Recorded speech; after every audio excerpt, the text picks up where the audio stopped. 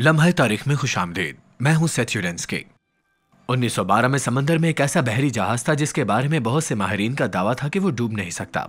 ये दुनिया का एक जदीद अजूबा था, एक तैरता हुआ महल था और तवक्को की जाती थी कि ये एक ताकतवर बहरी जहाज होगा जिससे आने वाली दहाइयों तक हजारों लोग लुत्फानंदोज होंगे। इसी बरस अप्रैल में इस बड़े जहाज ने इंग्लैंड से न्यूयॉर्क के शहर तक अपना पहला सफर शुरू किया, लेकिन तकरीबन 2 तिहाई रास्ते में जहाज शुमाली बहीरे ओकियानूस में एक बर्फानी तोदे से जा टकराया और समंदर की तह में डूब गया।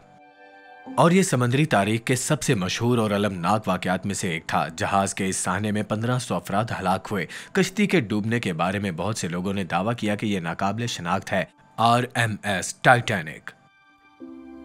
लिहाजा ये बड़ा बहरी जहाज कई लिहाज से सनत की सकाफती हथियारों की डोर की पैदावार था जो मगरिब में 19वीं सदी के वस्त से जारी थी।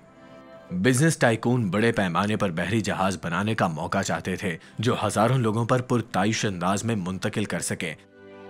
लिहाजा टाइटैनिक व्हाइट स्टार लाइन की मलकियत में तामीर किया गया था, जिसे बदनाम ज़मान अमरीकी बिजनेस टाइकून JP मॉर्गन ने माली इनायत फराहम की थी। टाइटैनिक को ओलंपिक नामी एक और जहाज के साथ बनाया गया था और जहाज की लंबाई 882 फुट और इसके वसी तरीन मकाम पर तकरीबन 100 फुट तक फैली हुई थी, जिसने इसे उस वक्त दुनिया का सबसे बड़ा लग्जरी जहाज बना दिया था। चुनांचे अप्रैल 1912 में टाइटैनिक ने अपने पहले सफर का आगाज इंतहाई धूमधाम और जश्न के साथ किया, जो उसका आखिरी सफर भी था, जो इंग्लैंड के शहर साउथहैम्पटन से न्यूयॉर्क के शहर के मतलूबा हदफ के लिए रवाना हुआ। अब कई दिनों तक सफर पर बहुत सुकून था।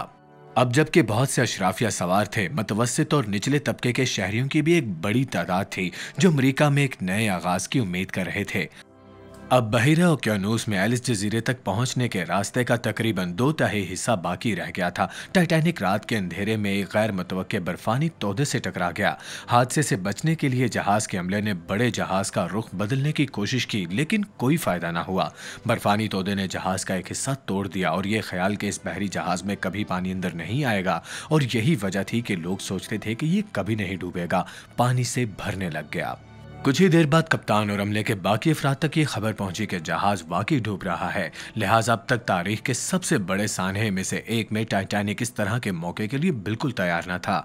जहाज में सिर्फ आधे से ज्यादा मुसाफिरों के लिए लाइफ बोट्स दस्तयाब थे, जिसका मतलब ये था कि खवातीन और बच्चे सबसे पहले और मर्द सिर्फ उसी सूरत में अगर जगह हो।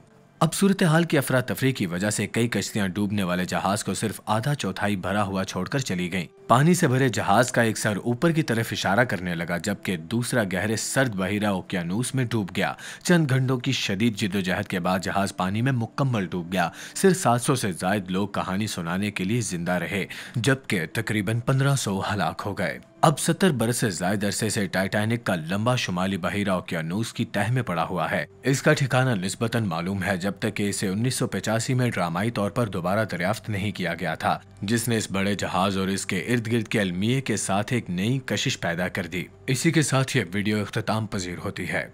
लम्हा तारीख में आपसे दोबारा मुलाकात होगी। शुक्रिया।